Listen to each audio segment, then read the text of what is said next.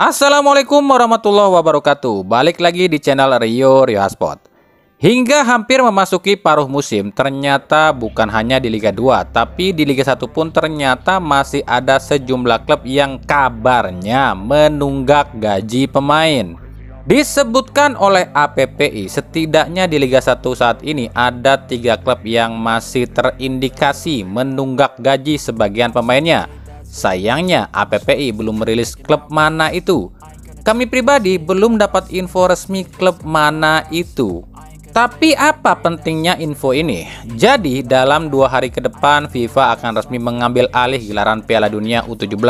4 stadion kabarnya akan jadi milik PSSI sementara. Disebut sementara adalah 4 stadion ini semua pemasukannya akan diambil alih oleh atau dikuasai oleh FIFA. PSSI cuma dapat bagian sepersekian persen saja dari FIFA. 4 stadion ini adalah SJH, Manahan, JIS, dan GBT.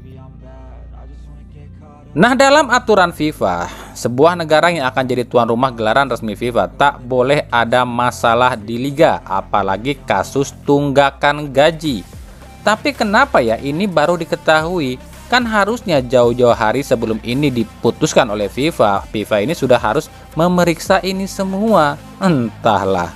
Apakah ini karena laporan PSSI yang ke FIFA yang bilang semuanya oke, yang membuat FIFA ini percaya? Sebab laporan tunggakan gaji ini bukan PSSI yang publikasikan, tapi pihak APPI selaku badan yang menaungi pemain. Bahkan kasus match fixing yang melibatkan salah satu klub di Liga 1 pun bisa saja membuat FIFA ini disalahkan oleh dunia yang dianggap FIFA lalai sudah menunjuk Indonesia sebagai tuan rumah Piala Dunia, padahal di liganya saja masih banyak masalah. Entahlah, kami no comment kalau soal ini.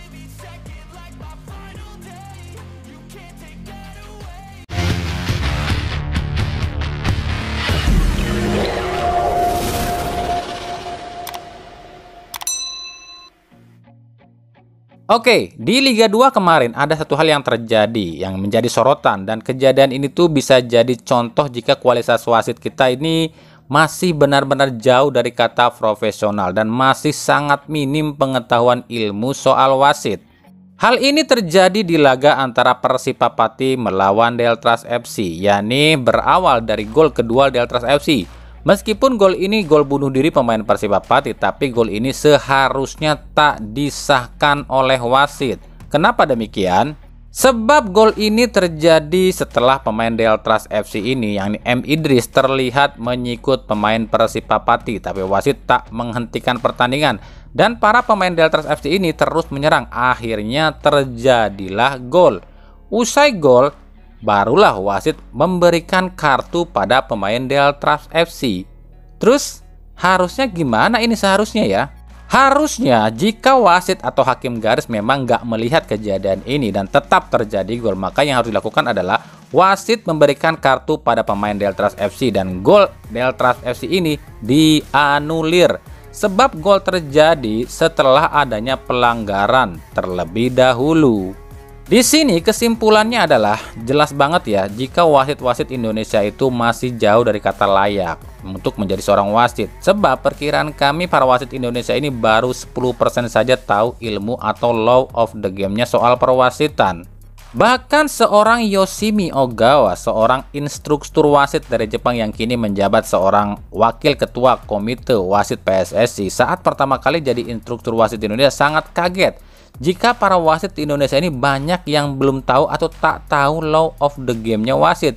Bahkan Yoshimi sempat mempertanyakan apakah para wasit ini disekolahkan khusus wasit dulu apa tidak.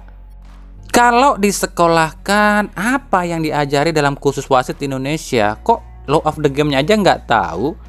Jadi jika isu soal pungli dalam kasus perwasitan itu mungkin benar adanya kali ya. Sebab para wasit ini tuh sebenarnya cuma bayar uang buat dapat lisensi wasit, tapi nggak pernah tuh belajar cara jadi wasit.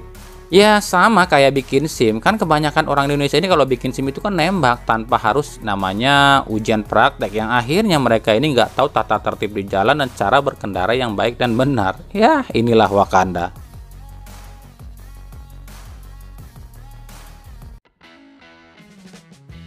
Kita beralih ke berita klub.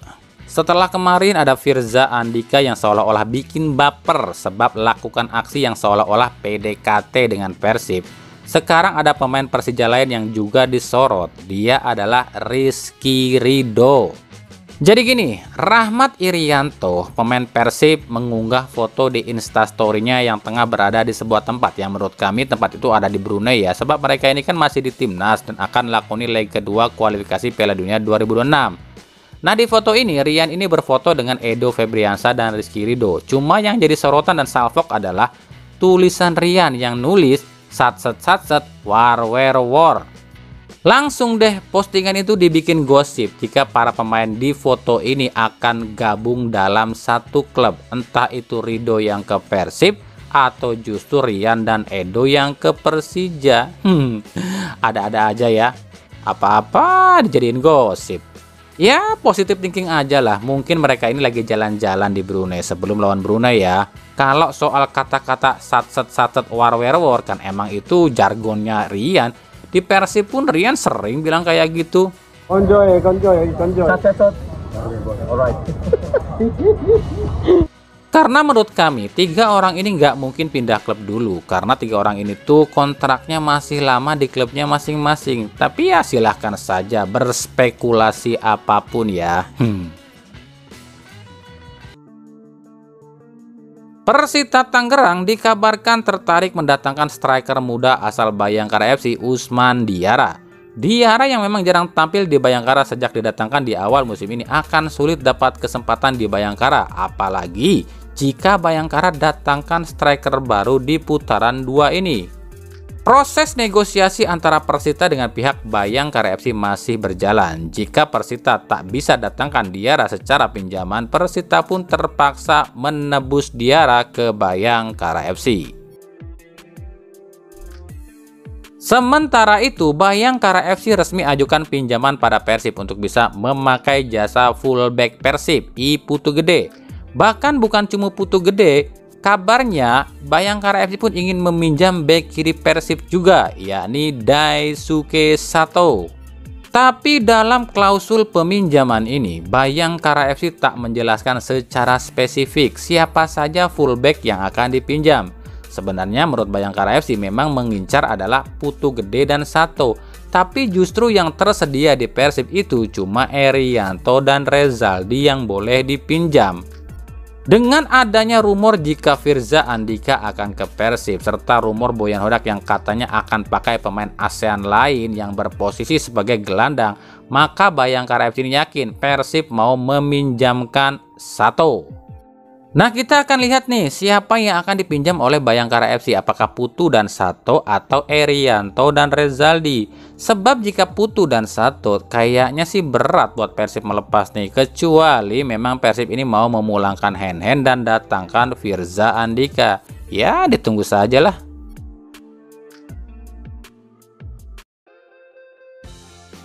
Persikabo kelihatannya akan merombak total susunan pemain asingnya nih. Setelah sebelumnya sudah ada 3 pemain asing yang dirumorkan, yakni Christian Orosa, Miat Kaungkan, dan Kevin Aleman. Kini Persikabo pun kabarnya tengah membidik penyerang asal Brazil, Pedro Carvalho. Pedro Carvalho sendiri adalah striker asal Brazil berusia 24 tahun yang saat ini tanpa klub. Klub terakhirnya adalah Flamutano FC di Liga Albania. Jadi jika ini terrealisasi, berarti susunan pemain asing Persikabo untuk di putaran 2 ini adalah Christian Orosa, Miat Kaungkan, Kevin Aleman, Pedro Carvalho, dan Paulo Victor, serta Nikola Kovacevic. Sebab So Yamamoto kabarnya tak dilepas oleh Persebaya.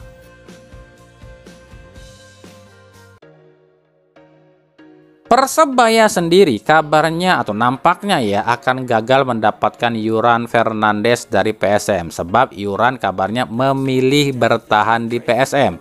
Untuk mengantisipasi hal ini, Persebaya pun kabarnya membidik bek tengah asal Australia. Kami pribadi belum mendapatkan info pasti siapa pemain ini, cuma yang kami tahu dia ini main di Liga India dan sudah sangat kenal dengan Joseph Gombau. Sementara di Liga India sendiri ada 4 bek tengah asal Australia, yakni Brendan Hamil yang main di klub Mogun Bagan berusia 32 tahun, Lalu ada Rustin Griffith di klub Mumbai City berusia 35 tahun. Ada Alexander Jovanovic berusia 34 tahun di klub Belanguru FC. Dan Jordan LC berusia 29 tahun yang main di klub East Bengal. Tapi perkiraan kami dia ini adalah Jordan LC. Kenapa demikian? Sebab Gombau sudah memfollow akun Instagram Jordan LC. Ya, mark itu aja deh.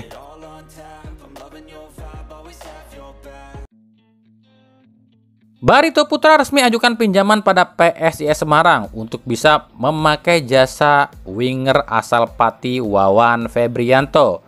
Wawan kabarnya diminta oleh pelatih Rahmat Darmawan untuk bisa mengisi sisi sayap Barito yang memang dinilai masih kurang. Padahal di sana ada Rizky Poralo dan juga Gustavo Tocantins. Apa ini artinya fix nih Tocantins dilepas ke Persija?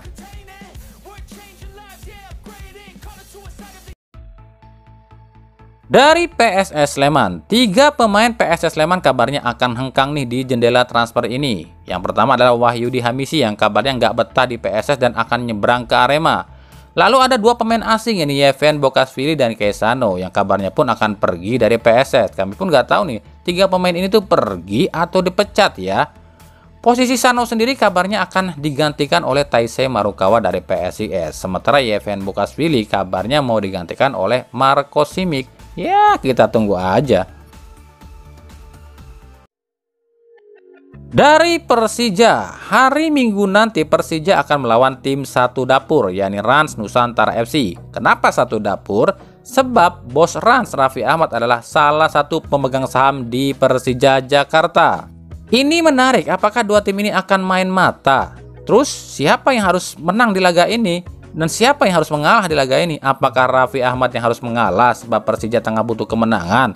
Atau Muhammad Prapanca yang mungkin mengalah sebab Rans tengah bersaing di papan atas? Karena jika kita melihat duel tim satu dapur yang sudah terjadi yakni antara Bali United dan Persib Bandung, ini hasilnya atau berakhir imbang ya. Lalu apakah duel ini pun akan berakhir imbang juga nih?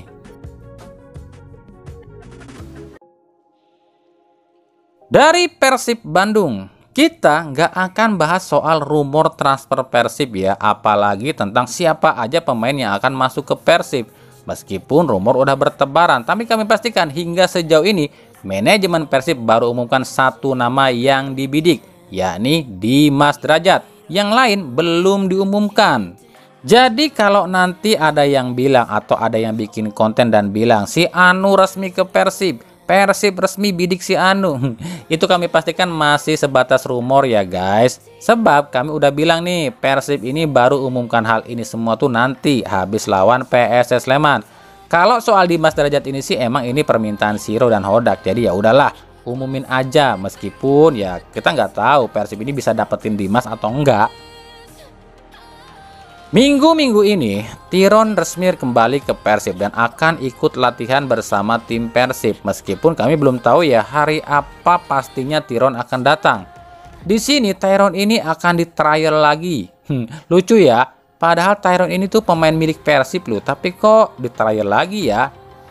Ya karena Hodak harus benar-benar yakin pada Tiron. Kalau dirasa nggak cocok oleh Hodak ya udah nggak dipakai, dan mau nggak mau Hodak tetap pakai Levi Madinda.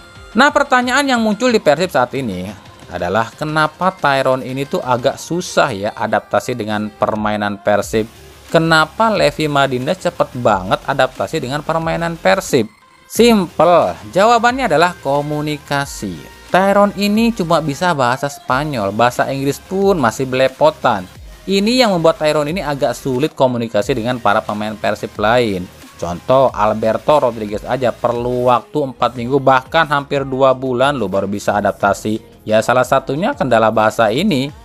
Tapi beda dengan Levi yang meskipun orang Garut Cirebon alias Gabon, tapi Levi ini bisa bahasa Melayu walaupun cuma sedikit. Coba denger nih waktu Levi main pingpong sama Made. Levi ini pakai bahasa Melayu cuy.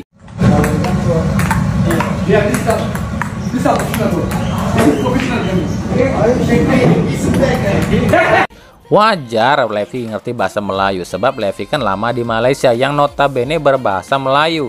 Sementara Tyrone lama di Thailand, yang otomatis Tyrone ini cuma taunya bahasa Thai atau Takdopo alias bahasa Changsuek. Bahkan kabar terbaru, Levi Madinda ini lagi belajar bahasa Sunda loh. Wah, fix ini mah jadi orang Garut Cirebon nih. Jadi ada dua ya orang asing rasa lokal di Persib saat ini, yakni Sato rasa Tasik dan Levi Madinda rasa Garut.